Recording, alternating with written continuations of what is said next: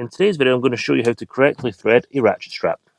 Now with your ratchet strap like this, and this is likely to be like this because that's how you release the strap when it's got tension on it, pull this trigger on the back and lift it up until your ratchet strap is about 90 degrees. Bring in the strap into the ratchet mechanism in this slot in the back here, thread it through, and then put it back through on itself through here. Then pull this. You don't want to pull it too tight.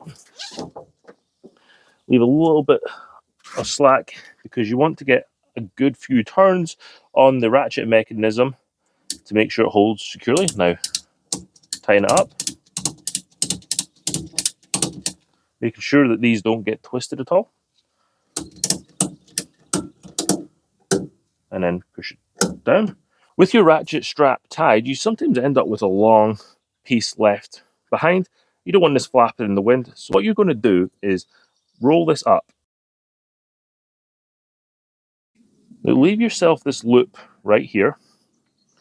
Bring the ratchet strap under and put it in to this loop underneath.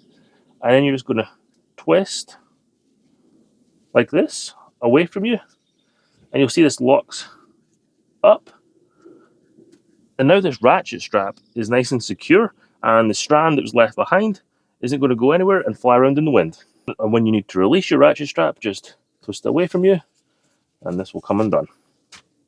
To correctly release a ratchet strap, press this little button here. You're going to pull that up towards the handle, and the handle will flip over.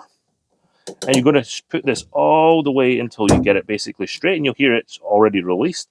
Hold this button down and then push away towards the shorter strap, away from the longer strap, and this will pull right out.